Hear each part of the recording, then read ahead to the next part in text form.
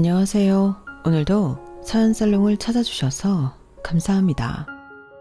저는 재작년에 결혼하고 아직 신혼의 단꿈에 매일이 행복한 30대 여성입니다. 저는 지금의 남편을 만나기 전에 결혼을 약속했던 사람이 있었어요. 물론 결혼을 할 만큼 사랑했던 사람이었는데 결론적으로 말씀드리자면 저는 그 사람의 바닥을 보고 도망치듯 파혼했어요. 사랑한 시간만큼 그 사람을 전부 다 안다고 생각했는데 그게 아니더라고요. 그리고 지금의 남편한테도 딱히 숨길 일은 아니라서 모두 다 이야기하고 결혼을 했는데 지금의 남편은 이혼했던 경력이 있다 보니 그런 제 과거는 자기에 비하면 아무것도 아니라며 모든 걸 다 이해해주는 사람이에요. 또 저 역시 남편이 이혼하게 된 이야기도 모두 들어 알고 있는데 저는 전혀 개의치 않아 결혼을 하게 되었죠. 그리고 파혼을 하면서 제가 겪은 상처들이 꽤나 많았는데 사람이 모든 일을 내다볼 수는 없잖아요. 저희 엄마가 갑자기 큰 병에 걸릴 줄도 몰랐고 평생을 함께하자고 약속했던 남자가 그렇게 엉망인 사람인 줄도 몰랐던 것처럼 저는 제가 파혼을 하게 될 줄도 몰랐어요. 그래서 그때 속 시원하게 전부 이야기하지 못한 게 꽤 있었는데 엄마도 아프시고 그때는 경황이 없게 그 집구석에 파혼 통보를 했던 터라 속에 쌓인 분노 표출도 제대로 하지 못했어요. 그런데 이런 걸 조금 오바해서 한이라고 하나? 두고두고 후회가 되고 마음에 걸리더라고요. 내가 왜 그것들을 곱게 보내줬을까? 어디 가서 얼굴도 못 들고 다니게 개망신이라도 시켜줬어야 하는 거 아니었나? 정말 별의 별 생각을 꼬리에 꼬리를 물며 했어요. 하지만 이미 기회는 제 손을 떠나버렸고 저에게 남는 건 그저 후회밖에 없었는데 사람이 자꾸 반복해서 되뇌이고 후회를 하다 보니 하늘도 그런 죄가 딱했나 봐요. 어디 한번 한풀이를 제대로 해보라고 뜻밖의 기회를 주셨는데 어찌나 속이 후련하든지 지금은 아주 홀가분한 상태입니다. 그리고 그런 의미로 저는 이곳 사연살롱에 사연을 신청하게 되었는데요. 다른 사람들한테도 이런 인간 말종이 있다는 것을 알려주고 싶더라고요. 거기에 더불어 저와 같은 사람이 또 생기지 않았으면 좋겠는데 부디 제 사연을 끝까지 들어주시길 바랍니다. 그럼 지금부터 제 파혼 이야기를 시작해 볼게요. 편의상 저와 파혼했던 그 남자를 남자친구라 부르겠습니다. 저와 남자친구는 소개로 처음 만났어요. 제가 대학을 졸업하고 첫 직장에서 알게 된 직장 선배이자 사수인 언니가 잘 어울릴 것 같다며 대기업에 다닌다는 대학 친구를 소개해 준 건데요. 처음엔 별 흥미가 없었지만 대기업에 다닌다고 해서 호기심 반으로 소개팅 자리에 나갔어요. 저도 가능하면 대기업에 들어가고 싶었는데 그게 잘 되지 않았거든요. 그래서 대기업에 다니는 사람은 나랑 뭐가 다를까? 묘하게 그런 게 궁금했고 그렇게 소개팅 자리에 나온 남자친구는 제 생각보다는 딱히 뭔가 뛰어나거나 다른 사람과 달라 보이지 않았는데요. 오히려 살짝 정신도 없는 것 같아서 좀 실망스러웠죠. 저런 사람이 어떻게 대기업에 들어갔지? 그저 신기했달까요? 그런데 그거 아세요? 저렇게 뭔가 빈틈이 많아 보이는 사람이 또 자기 본업을 잘하면 그 모습이 또 의외라 다시 보게 되더라고요. 그리고 남자친구가 딱 그런 사람이었는데 대화를 하다 보면 모르는 게 엄청 많았는데 업무 전화가 오거나 잠깐 일 좀 하겠다고 노트북을 열면 사람이 완전히 달랐어요. 그 모습에 아, 저래서 대기업에 들어갔구나 하고 보게 되었는데 그렇게 한 번 만나고 두 번 만나고 세네 번 만나니 어느덧 그 사람과 정이 들어 썸을 타고 있었죠. 어째 같이 있으면 재미있고 나이 차이가 3살이 나긴 했는데 마치 친구처럼 대화도 잘 통하는 것 같았는데요. 저랑 동갑인 여동생이 있다고 하더니 그 때문인가 편하고 좋았어요. 한 번은 여동생한테 추천을 받았다며 한 카페를 갔는데 거기도 엄청 좋고 사진도 예쁘게 잘 나오더라고요. 제가 사진 찍는 걸 많이 좋아하거든요. 그래서 남자친구는 저를 위해 사진을 잘 찍기 위한 연구도 해왔는데 그래서 가끔은 일부러 사진 잘 나오는 것을 골라 저를 데리고 가곤 했어요. 자, 오늘은 우리 자기 인생 사진 좀 찍어줘야겠다. 자기야, 이 필터로 찍으면 엄청 분위기 있어 보인대. 그리고 내가 찾아봤는데 요즘은 요렇게 또 이렇게 찍는 게 유행이라고 하더라. 자기도 해봐. 내가 길이길이 남을 걸작을 찍어주겠어. 이렇게 저를 위해 맞춰줬는데 솔직히 사진 좋아하는 여자들, 남자들이 별로 안 좋아한다고 알고 있었기에 저는 남자친구가 너무 고마웠어요. 저를 만나기 전에는 프로필 사진에 아무것도 없을 정도로 사진에 무관심했던 사람이었는데 저를 위해 저렇게 노력을 해주니 고맙지 않을 수가 없었죠. 그렇게 처음엔 호기심으로 만난 남자친구는 나중엔 제가 더 많이 좋아하게 되었는데 주변 사람들은 이상하게도 제가 만나는 남자가 어떤 남자인지는 안중에 없고 대기업에 다닌다는 것을 제일 부러워했어요. 사실 그것도 좋지 않을 이유가 없지만 제가 좋아하는 건 제 남자친구의 살뜰한 성격인데 아무리 얘기를 해도 사람들은 제 진심을 믿지 않더라고요. 그저 저를 대기업에 다니는 남자 만나 로또 맞은 여자 정도로 아는 것 같았는데 그때는 솔찬히 억울하기도 했어요. 하지만 남자친구를 소개해준 사수언니는 괜히 사람들이 생각 없이 떠드는 소리에 일희일비할 것 없어. 다 네가 부러워서 그러는 거야.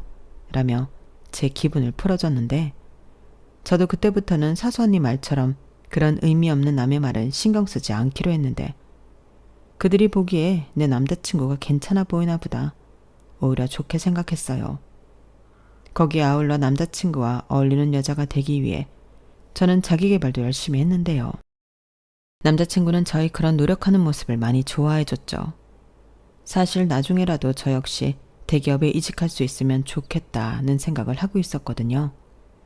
그래서 남자친구에게 많이 도와달라고 했고 남자친구는 흔쾌히 알겠다고 하고 실질적인 도움을 많이 줬어요. 그러면서 자기도 우리 회사 와서 우리 사내 커플하면 엄청 좋겠다. 사내 커플이 결혼하면 회사에서 주는 혜택도 있어. 결혼식장 지원도 되고 복지샵에서 가전제품도 할인해준다? 짱이지? 이렇게 말하는데 남자친구는 그렇게 저와 결혼 이야기를 하는 걸 좋아했었죠. 그리고 저 역시도 연애 기간이 좀 지나다 보니 자연스럽게 남자친구와 결혼하고 싶은 마음이 있었는데 쑥스럽기도 하고 민망하기도 해서 저는 제 입 밖으로 결혼에 대한 이야기는 잘하지 않았어요. 그도 그럴 게 제가 아버지가 안 계시거든요. 엄마와 아빠가 일찍 이혼하셔서 저는 엄마 밑에서 자랐는데 혹여 남자친구 집에서 홀엄마 밑에서 자랐다고 저를 싫어할까 솔직히 두려웠어요. 지금 생각하면 너무 웃긴 일인데 이미 그때는 저나 남자친구나 우리는 결혼할 거라는 생각을 하고 있었죠. 그리고 남자친구는 저희 집에도 놀러와서 저희 엄마와 만나고 함께 식사를 하기도 했었는데요. 남자친구가 워낙에 외향적이고 처음 보는 사람과도 잘 지내는 사교적인 성격이라 저희 엄마와도 금방 친해졌어요. 그래서인지 저희 엄마는 남자친구의 성격이 너무 좋다며 둘이 잘 됐으면 좋겠다고 하셨는데 저는 엄마의 그런 마음을 모르지 않았어요. 저희 엄마는 내심 혼자 저를 키웠기 때문에 제가 좋은 사람만 만난다면 하루빨리 가정을 이루고 안정적으로 살길 바라셨거든요.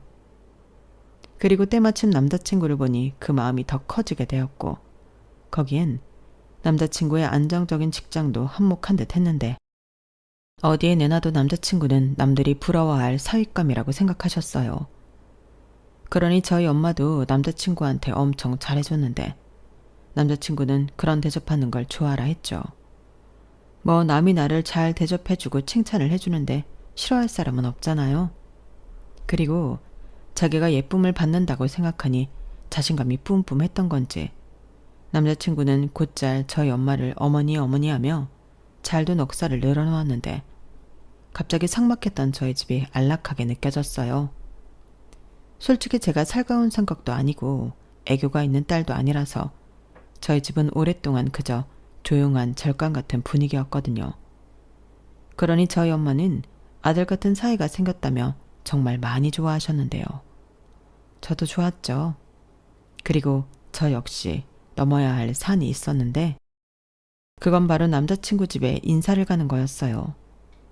그때는 어찌나 떨리던지 물도 제대로 넘기지 못할 정도였는데 남자친구 집은 제가 걱정했던 것과 달리 제가 홀엄마 밑에서 자랐다는 걸 아시는데도 저에게 살갑게 잘해주셨어요. 게다가 집안 분위기도 너무 좋았는데 평상시 꿈꾸던 따뜻한 집이랄까요? 그런 느낌을 받아서 절로 미소가 지어졌는데 남자친구의 좋은 성격도 다 이런 집안 환경에 영향을 받은 것 같더군요. 더욱이 저랑 동갑이라는 여동생은 말로만 들었지만 생각보다 엄청 편하고 저를 잘 챙겨줬는데 누가 현실남매 아니랄까봐 둘이 티격태격하는 모습이 옆에서 보기에 너무 재미있었어요. 제가 다른 형제가 없다 보니 남매 사이라는 게 이런 거구나 신기하더라고요. 유나라고 했지? 나는 인간 여동생 박준이야. 얘기 많이 들었어. 나랑 동갑이라며? 우리 어쩌면 건너 친구 막 겹치고 그러는 거 아니야? 아무튼 우리 오빠랑 연애하는 건 솔직히 비추인데. 이렇게 만나게 돼서 반가워. 야, 박준이, 무슨 비추야. 완전 강추지. 그리고 우리 결혼할 사이인데 이름 막 부르지 마라. 어디서 새언니 이름을 막 불러. 아, 그리고 내가 미리 경고하는데 시누이 짓 할 생각은 하지도 마.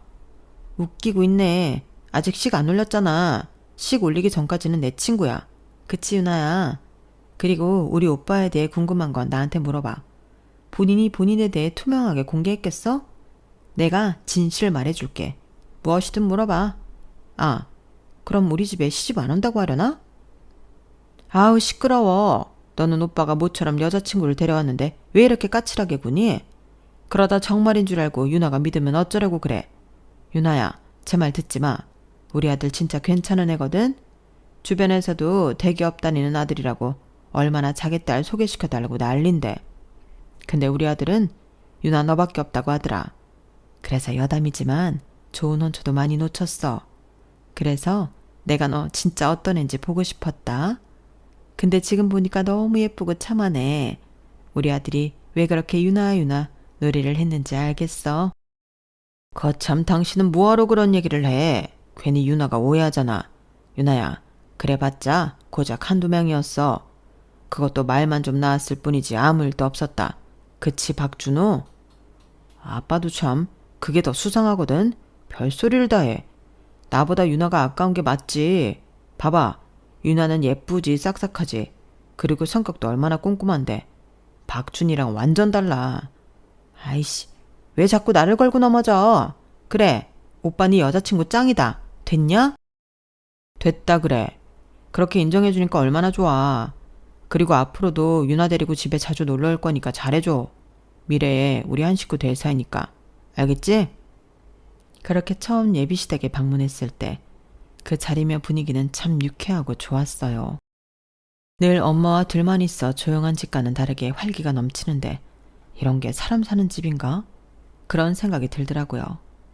그리고 뭐랄까 예비시댁에 다녀온 후 남자친구와 더 결혼하고 싶은 마음이 생겼는데요. 남자친구 말처럼 저도 그 집 식구가 되고 싶었어요. 그리고 몇 달 뒤 제법 남자친구의 가족과 제가 친해지고 저희 엄마와 남자친구가 친해졌을 무렵 남자친구는 멋은 좀 없지만 저에게 결혼하자고 프로포즈를 했는데 풍선 달고 꽃장식에 촛불 같은 이벤트는 없었지만 남자친구가 이제 우리 그만 연애하고 결혼하자는 그 말이 좋기만 했죠. 게다가 남자친구는 양가에 손 벌리지 말고 반반 결혼하자고 했는데 저는 그것도 너무 반가운 소리였어요. 요즘은 다 그렇게 반반 결혼한다는 걸 알고 있었고 평소 결혼 생각이 있던 저는 차곡차곡 돈도 잘 모으고 있었거든요. 그리고 아무래도 저 때문에 고생한 엄마인데 결혼한다고 손까지 벌리고 싶진 않았는데 남자친구가 먼저 이야기를 해주니 나중엔 고맙기까지 하더군요. 그런데 그런 마음도 잠시 정작 반반 결혼 얘기를 꺼낸 남자친구의 재정 상태는 제가 생각한 것보다 훨씬 충격이었는데요. 저는 8천 정도 모아둔 반면 남자친구가 모았다는 돈은 4천만 원이 조금 넘었어요. 그러니까 정말 딱 2배 차이가 났는데 저희 둘은 서로 다른 의미로 깜짝 놀랐죠. 그리고 남자친구는 저더러 어떻게 돈을 이렇게나 모았냐고 물었는데 저는 거꾸로 묻고 싶은 걸 겨우 참았어요. 솔직히 대기업이면 저보다 연봉도 높고 그러니 당연하게도 돈을 꽤 모았을 거라 생각했거든요. 그렇다고 집이 어려워서 생활비를 대주고 있던 것도 아니면서 그동안은 돈 안 모으고 뭐 했냐고 묻고 싶었는데 그럼 또 기분이 상할 것 같아서 못 물어보겠더라고요. 하지만 내심 반반 결혼인데 남자친구가 모은 돈을 기준으로 하면 둘이 합쳐 8천만 원이고 그 돈으로 신혼집에 결혼식에 신혼여행까지 다 할 엄두가 나지 않아 계속 가만히 있을 수는 없었는데 그건 얘기해야겠더라고요. 그리고 남자친구는 제가 그렇게나 돈을 많이 모았을지 몰랐다며 자기가 어떡하든 제 돈 8천만 원을 맞춰오겠다고 했는데 저는 행여 대출을 받을 생각일까봐 그럼 그냥 내가 4천만 원 더하는 걸로 하고 준비를 하자고 했어요. 하지만 남자친구는 아니야, 그럼 반반 결혼이 아니지. 일단 집에 얘기는 해보려고. 아들이 모은 돈이 부족하다고 하는데 좀 도와주지 않겠어? 라며 비교적 쉽게 얘기하더라고요. 솔직히 저는 서로 얼마를 모았는지 오픈하기 전에는 제가 모은 돈이 부족할까봐 걱정을 했었거든요. 그런데 오히려 그 걱정은 남자친구의 몫이 되었고 며칠 뒤 남자친구로부터 집에서 1억을 지원받기로 했다는 소식을 전해 듣게 되었어요. 그러니까 자기는 1억 4천만 원을 준비할 수 있다고 하는데 무슨 돈 놓고 돈 먹는 도박도 아니고 이젠 제가 6천만 원이 부족한 상황이 되어버렸어요. 그리고 남자친구는 생각해보니 8천만 원씩 둘이 합쳐봤자 1억 6천만 원인데 그 돈으로 서울의 아파트 전세는 택도 없지 않냐며 집에서 1억 해준다고 해서 좋다고 했는데 어째 저도 부족한 돈을 만들어 오라는 듯 들리더군요. 그래서 정말 그러긴 싫었지만 엄마한테 슬쩍 이야기를 했고 엄마는 무슨 그런 걱정을 하냐며 저에게 2억 가까이 된 통장을 건네셨어요. 그리고 엄마는 저에게 엄마도 우리 딸 시집갈 때 쓰려고 모아놓은 돈이 있지. 너는 그런 일이 있으면 엄마한테 말을 하지. 왜 혼자 소가리를 하고 있었어? 자, 이거 가져가서 결혼 준비했어. 라고 하셨는데 정말 선뜻 그 통장을 덥석 챙길 수가 없겠더라고요. 분명 저 돈 모은다고 엄마가 고생했을 게 뻔했는데 너무 미안했어요. 그래서 저는 부족한 6천만 원만 달라고 나머지는 엄마가 쓰라고 말씀을 드렸는데요. 엄마는 싫다고 저더러 가지고 있으라고 하셨죠. 하지만 이걸 다 가져가면 또다시 남자친구는 반반 결혼을 위해 돈을 맞춰야 할 것 같았고 저는 나중에 제가 돈 필요하다고 할 때 도와줄 비상금이라고 생각하고 엄마가 들고 있어 달라고 했는데 엄마는 저의 그 말에는 알겠다고 수긍하셨어요. 그리하여 저는 남자친구처럼 1억 4천만 원을 맞춰 우리 둘이 2억 8천만 원이라는 돈을 가지고 결혼 준비를 하게 되었는데 확실히 자금이 넉넉하니 편하긴 하더라고요. 하지만 서울의 아파트 전셋값은 생각했던 것보다 훨씬 비쌌는데 사람 눈이라는 게 그렇잖아요. 마음에 드는 곳 한 번을 보니 다른 거 눈에 들어오지 않고 어떡하든 그 집으로 하고 싶었는데 저희가 신혼집으로 꽂힌 집은 한강이 보이는 아파트였어요. 그러니 말하지 않아도 전세 가격이 어느 정도인지는 예측이 되실 텐데 저희 예산으로는 어림도 없었죠. 그래서 눈물을 머금고 눈을 낮추기로 했는데 어차피 매매도 아니니 나중에 우리 집 살 때를 생각해 일단은 참기로 했어요. 그리고 돈에 맞춰 적당한 곳을 고르긴 했는데 역시나 성에는 차지 않는 건 어쩔 수 없더군요. 일단 남자친구는 평수 자체가 아쉽다고 했는데 자기는 아무리 신혼이라고 해도 조금 넓은 집에서 시작하고 싶다고 했거든요. 누가 그러는데 시작을 어떻게 하느냐에 따라서 사는 게 달라진대. 처음 시작부터 넓은 집에서 살면 앞으로도 계속 넓은 집에서만 산다고. 주변에서 집은 좀 무리해서 하더라도 넓은 평수로 하라고 하더라고. 뭐? 둘이 사는데 뭐하러? 나중에 애기 태어나면 모를까. 나는 그건 좀 아닌 것 같은데. 물론 여유가 있으면 우리 전에 봤던 것처럼 30평대 아파트 가면 좋지. 근데 현실은 아니잖아. 그리고 긍정적으로 생각하면 이런 경험을 또 언제 해보겠어. 우리 좋게 생각하자. 그래, 유나 네가 그렇게 말하면 또 그런 거지. 돈 없는 게 죄지 뭐. 에이, 너무 그러진 말고 우리 열심히 벌어서 자기가 얘기하는 넓은 집 가면 되지.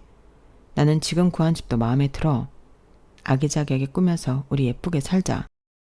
남자친구는 제 말에 마지못해 알겠다는 듯 고개를 끄덕끄덕 했어요.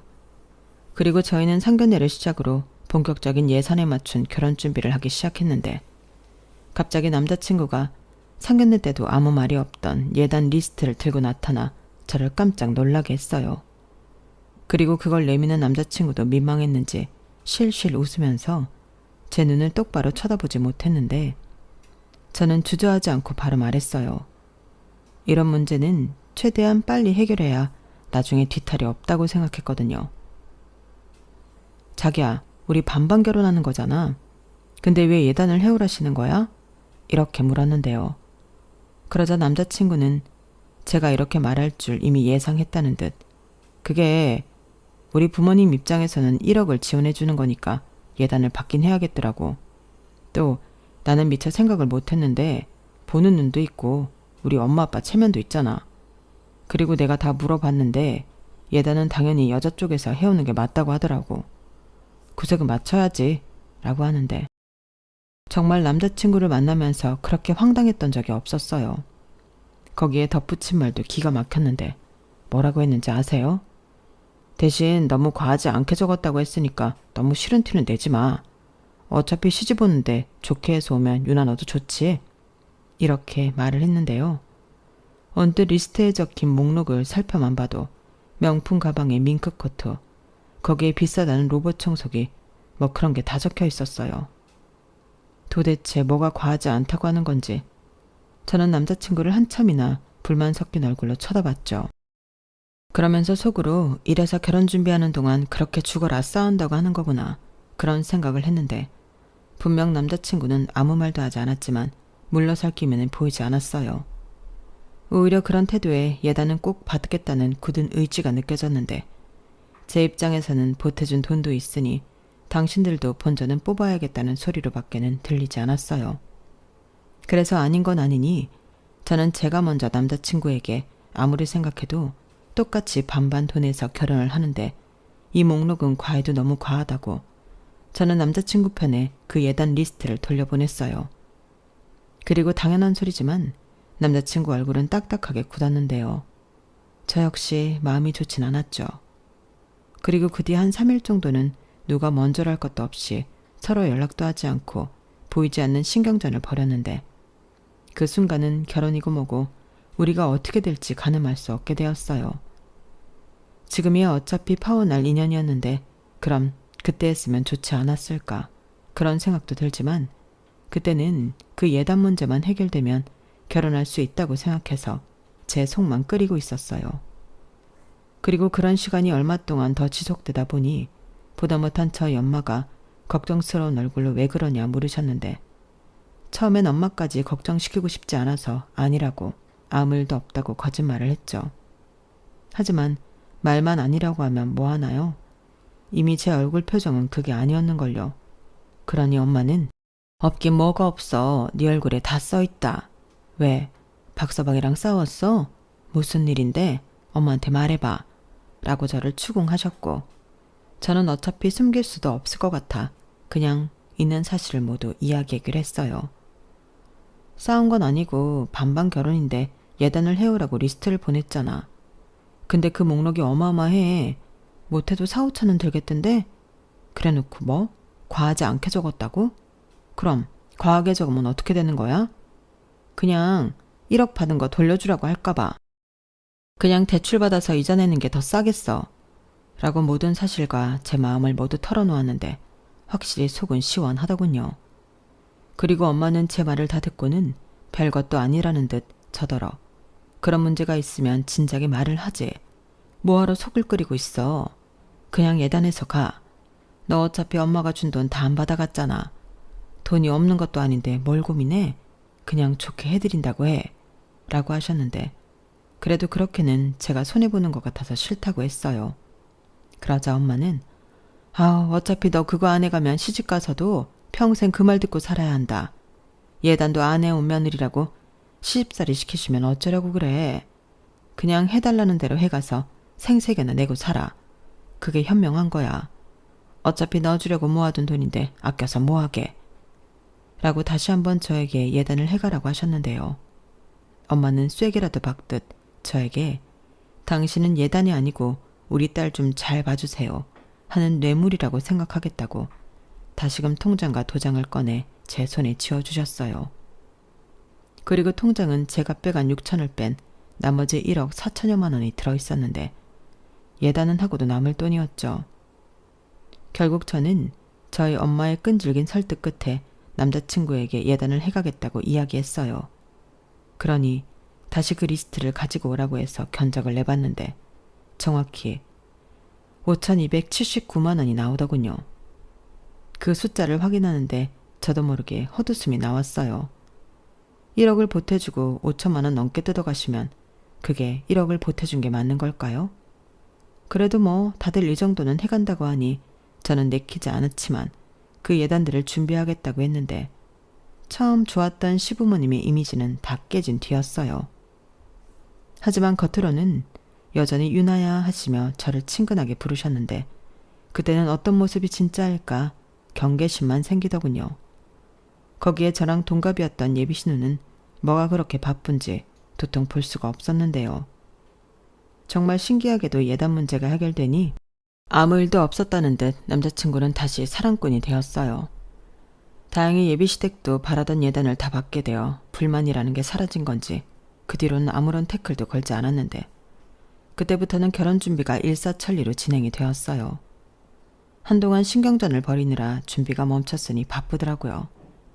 그리고 그렇게 빠르게 진행된 결혼 준비는 어느덧 막바지에다 결혼을 한 달 앞두게 되었는데 스튜디오 사진도 다 찍었고 청첩장도 다 돌린 상태였어요. 다만 주변에서 예단을 너무 빨리 해서 주지 말라고 하는 소리가 있어 그것만 좀 나중으로 미루고 있었는데 뭐 저한테 말은 하지 않았어도 본인들은 빨리 받고 싶어 애가 터졌을 거예요. 그래도 어차피 줄 예단이니 조금 더 시간을 끌고 싶은 마음이 있었는데 그런 마음이 나빴던 걸까요? 언제부턴가 엄마가 피곤하다, 어지럽다, 속이 더부룩하다 하시며 평소랑은 다르게 얼굴색이 나빠지셨는데 자식들 입장에서 걱정을 안 할 수가 없었어요. 게다가 저는 한 달 뒤면 시집을 갈 딸이었으니 더 미룰 수도 없이 엄마를 모시고 병원을 찾았는데 평소 같으면 됐어, 엄마가 알아서 해 라며 거절했을 엄마가 아프시긴 많이 아프신지 제가 병원 예약을 했다고 하니 순순하게 따라 나서시더라고요.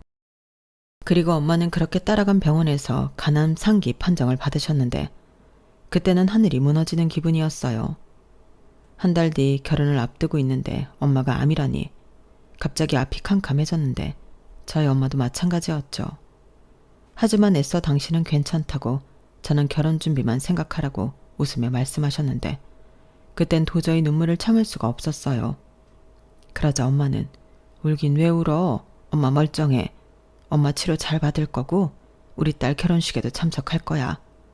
우리 딸 웨딩드레스 입는 걸 꼭 봐야지. 우리 딸 엄마 못 믿어? 라고 하시며 당신도 터져 나올 것 같은 눈물을 애써 삼키며 말을 이어가셨는데 저는 아무 말도 하지 못했어요. 그리고 곧 있으면 남편이 된다고 심적으로 의지하고 싶은 마음에 저는 남자친구에게 전화를 걸어 이 사실을 이야기했는데 남자친구 역시 많이 놀란 듯 아무 말도 하지 못하더군요. 저는 그 침묵이 저를 위로하는 것만 같았어요. 자기야, 우리 엄마 어떡해? 우리 엄마 잘못되면 나는 어떡해? 에이, 무슨 말을 그렇게 해. 저기, 일단 나도 너무 놀라서. 유나야, 미안한데 내가 다시 전화할게. 정신 똑바로 차리고 어머니 옆에 꼭 붙어있어. 알겠지?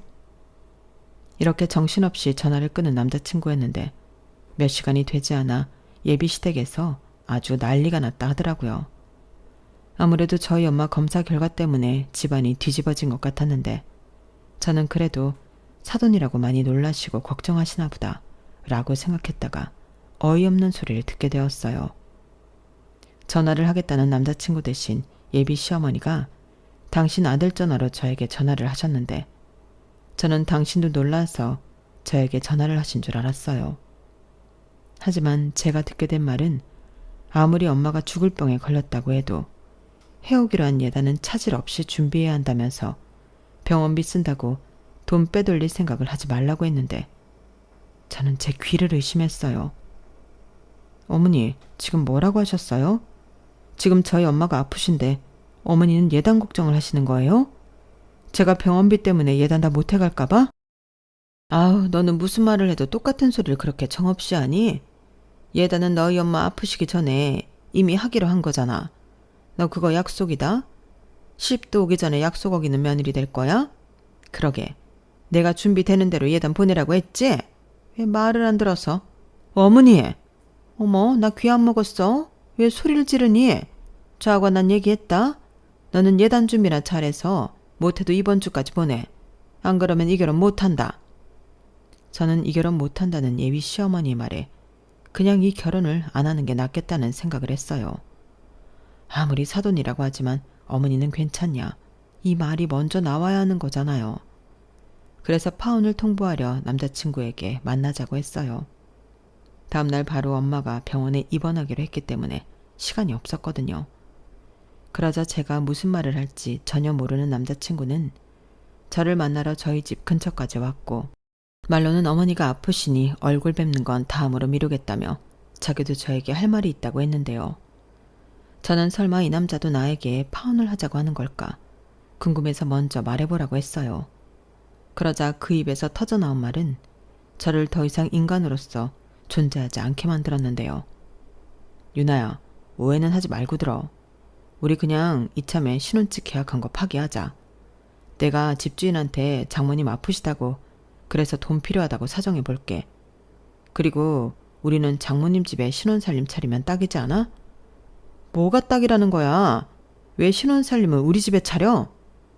내가 너랑 통화 끝나고 간암에 대해 찾아봤거든. 근데 그게 살 확률이 많이 낮더라. 이식을 받지 않으면 힘들다고 하더라고. 아무리 자식이라도 조직이 안 맞는 경우도 많대. 그리고 어차피 집보다는 병원에 계실 날이 더 많으실 텐데 그 집 놀려서 뭐해. 그냥 우리가 거기서 살자. 아마 장모님도 좋아하실걸? 웃겨. 우리 엄마가 왜 좋아해? 자기 죽을 날만 기다리는 사위가 집 차지하고 있는데. 에이, 유나 너는 말을 해도 우리 감정적으로 말고 현실적으로 또 이성적으로 생각하자. 뭐가 이득인지 잘 생각해봐. 유나 너는 이제 장모님만 가족이 아니야. 내가 있잖아. 또 우리 엄마 아빠도 있고. 곁에 오래 있을 사람을 생각해야지. 그리고 내가 이 말은 언젠가는 좀 하려고 했는데 우리 집에서 해준 1억 그게 빚을 내서 해준 거라고 하네. 큰 집에서 도와주셨다고 하는데 그 돈을 달라고 성화야. 그래서 엄마 아빠가 좀 힘들어 하시는데 우리 신혼집 문제도 해결했으니까 1억 다시 우리 엄마 아빠한테 돌려주자. 내가 옆에서 도저히 내 부모가 추심당하는 꼴을 못 보겠어. 그 입 안 닥쳐? 그러니까 준 돈도 돌려받고 예단도 그대로 받겠다는 거네. 와, 이거 진짜 칼만 안 들었지 날강도 아니야? 그래놓고 뭐? 내 부모가 추심당하는 꼴을 못 보겠어? 그럼 나는 내 엄마가 저렇게 암화 걸렸는데 내 속은 어떨 것 같은데. 그래놓고 뭐가 어쩌고 저째? 우리 엄마 내일 당장 어떻게 되는 사람이야? 아주 고사를 지내라. 어떻게 그딴 말을 지금 내 앞에서 할 수가 있냐고. 현실적, 이성적, 지랄 연병하고 있네. 야, 그 더러운 입 꼭 다물고 니네 부모한테 가서 전해. 예단 구경할 생각도 하지 말라고. 그리고 이 결혼 안 해. 뭐? 이제 와서 이러면 어떡해. 우리 청첩장도 다 돌렸잖아. 그리고 위약금은 어쩔 건데. 네가 다 낼 거야? 그래. 너 같은 쓰레기랑 결혼하는 것보다는 그게 싸지. 내가 깨는 결혼이니까 내가 위약금 낼게. 대신 너는 다시는 내 눈앞에 얼쩡거리지 마. 알겠어? 저는 너무 화가 나서 있는 힘껏 소리쳤어요. 태어나 그렇게 큰 소리를 내본 적이 없었는데 저절로 그렇게 되더라고요. 그리고 그런 저의 모습이 낯설고 무서웠는지 남자친구는 아무 말도 하지 못했는데 정신을 덜 차린 건지 집에 돌아가서는 제 말을 그냥 하는 소린 줄 알았는지 기분을 풀랍니다. 그리고 차분히 생각해보면 자기 말이 다 맞는 말이라며 또 정성스럽게 개소리를 문자로 찍어보냈는데 저는 아주 단답형으로 답장을 보냈어요. 꺼져. 이렇게 보냈거든요.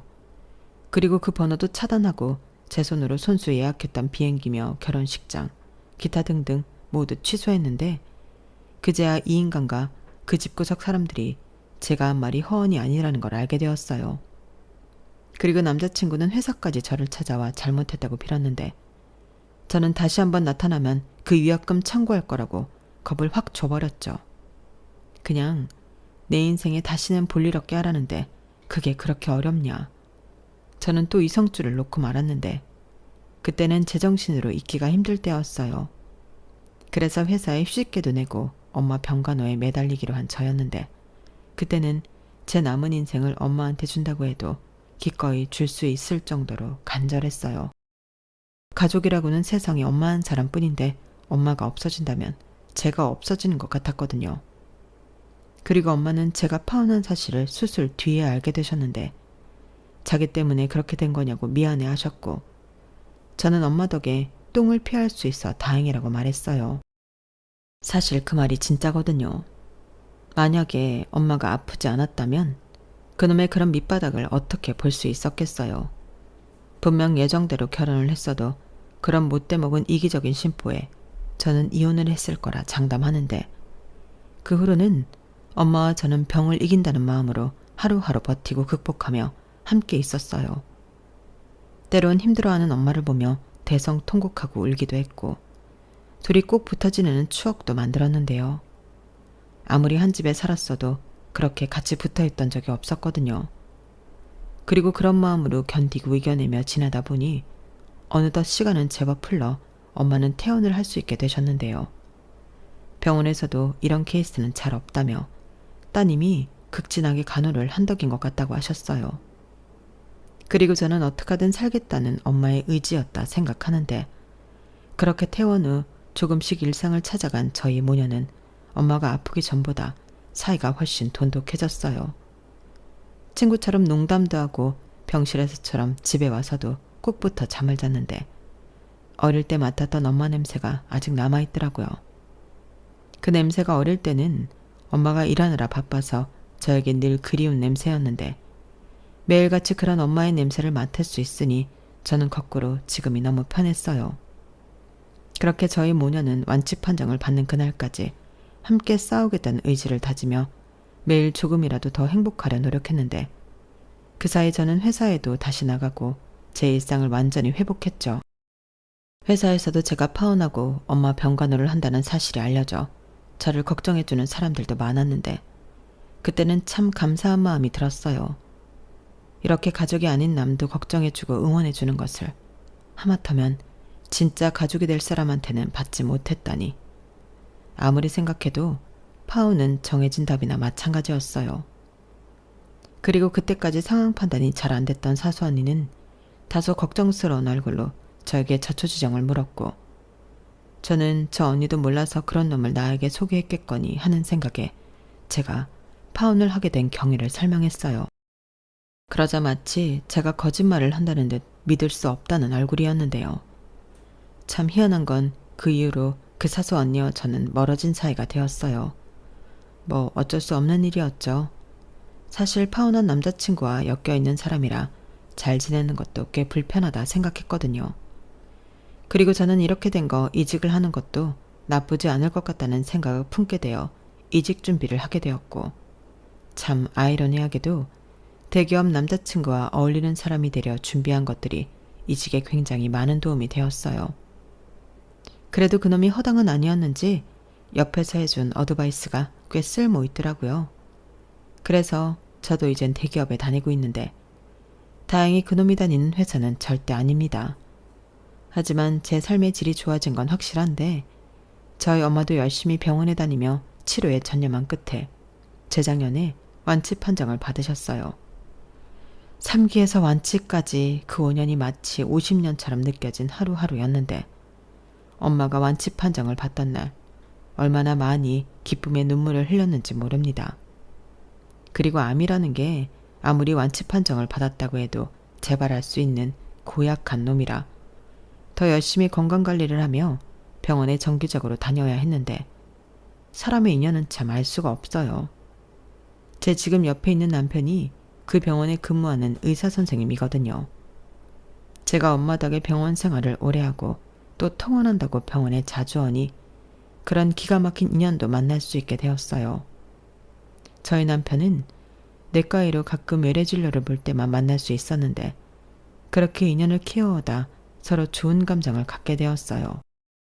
그리고 신혼의 단꿈에 젖어 있는 지금도 그간 있었던 일들을 회상하면 놀라울 정도인데 그래도 끝은 모두 해피엔딩이니 얼마나 다행인지 몰라요. 물론 결혼 생활도 더 해봐야 진짜 해피엔딩인지 알 수 있겠지만 여기서 가장 중요한 건 제가 지금 너무 행복하다는 거예요. 대신 그때 파혼하면서 그 못된 인간들 그렇게 순순하게 보내준 게 사실 너무 분했는데 여러분 제가 어떤 일을 또 겪었는지 아세요? 아마 들으시면 깜짝 놀랄 일일 텐데요. 제가 저희 남편 병원에 남편이랑 점심 식사를 하려고 간 적이 있었거든요. 그날은 제가 모처럼 월차를 내고 시간이 많아서 남편에게 서프라이즈를 해주러 간 날이기도 했는데 아니 글쎄 남편 외래진료에서 저와 파혼한 남자친구와 그 엄마를 보게 되었어요. 딱 보니 진료를 받으러 온 것 같았는데 저를 보더니 두 사람 다 깜짝 놀라더라고요. 저 역시 너무 뜻밖의 만남이라 놀라지 않을 수 없었는데 이내 전 남자친구는 저에게 다가와 아주 반갑다는 듯 인사를 했어요. 그러면서 제 왼손 약지에 껴져 있는 반지를 힐끔 보더니 결혼했어? 라고 물었고 저는 그렇다고 대답했죠.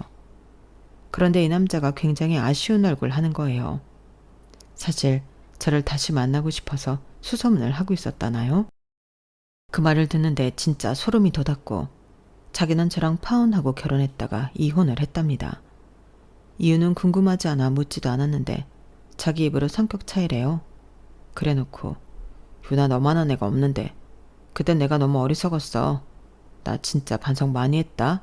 라며 쉰 소리도 정성껏 했는데 아마 모르긴 몰라도 그 이혼한 여자 역시 자기 남편의 밑바닥을 본 게 아닐까 생각했어요.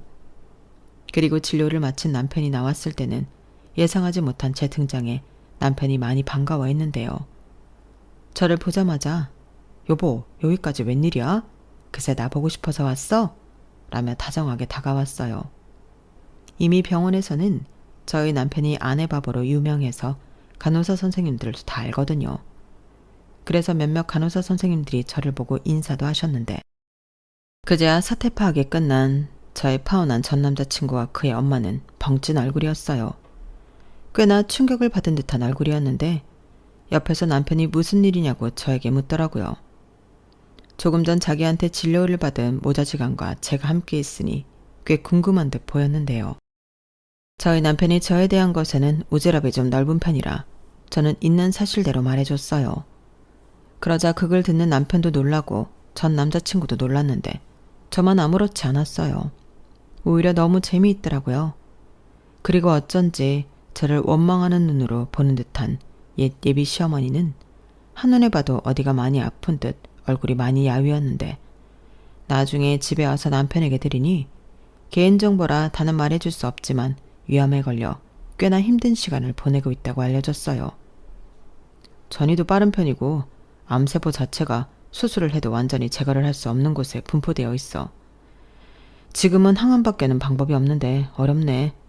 이런 말을 들었는데 기분이 참 묘하더군요. 불쌍하기도 하고 쌤통이기도 하고 많은 감정이 뒤섞였어요. 그러게 병이라는 건 누구나 걸릴 수 있다는 건데 왜 그 사람들은 그 당연한 걸 몰라서 저와 저희 엄마한테 그런 무례와 상처를 줬던 걸까요? 그리고 우리 엄마 살 확률 없다고 현실적으로 생각하고 떠들었던 놈이 이젠 저와 처지가 180도 달라졌으니 그것만큼 확실한 복수가 없었는데 이제 좀 자기도 제가 그때 어떤 심정이었는지 알았으면 좋겠네요. 아니 어쩌면 이혼까지 당하고 아픈 엄마까지 돌보느라 그런 감정을 느낄 여유도 없을 것 같긴 한데 제가 모르는 사이 제대로 벌을 받은 것 같아 저는 이제야 반복되는 후회를 멈출 수 있을 것 같아요. 그리하여 제 마지막 복수는 보란듯이 지금의 남편과 행복하게 사는 건데요. 원래 최고의 복수는 저를 아프게 한 그 사람들보다 잘 사는 거라고 하잖아요. 그리고 거기서 끝이 아니라 이제는 완치 판정을 받아 더욱 건강해진 친정엄마와 세상에서 가장 현명하고 인자하신 시부모님까지 있는 저는 천군 만마를 얻은 기분인데 잘 사는 모습을 그들에게 보여줄 수 있어서 다행이에요. 이만하면 저도 저희 엄마도 그 긴 시간 동안 잘 참고 견딘 보람이 있는 거겠죠? 그리하여 저는 이제야 완전히 옛날 기억을 기억 저편으로 묻어두고 앞으로 다가올 행복만을 쫓으며 살아갈 수 있게 되었는데 앞으로 우리 부부가 지금의 마음을 잊지 않고 계속 예쁜 사랑을 할 수 있도록 따뜻한 응원 부탁드립니다. 지금까지 제 사연 끝까지 들어주셔서 대단히 감사드려요. 뿌린 대로 걷는다는 말이 있듯 여러분들의 인생에는 좋은 것만 거둬들이길 바랍니다. 안녕히 계세요. 여러분, 사연 댓글에 응원과 현명한 조언 부탁드려요. 좋아요와 구독은 저에게 큰 힘이 됩니다. 오늘도 좋은 하루 되세요.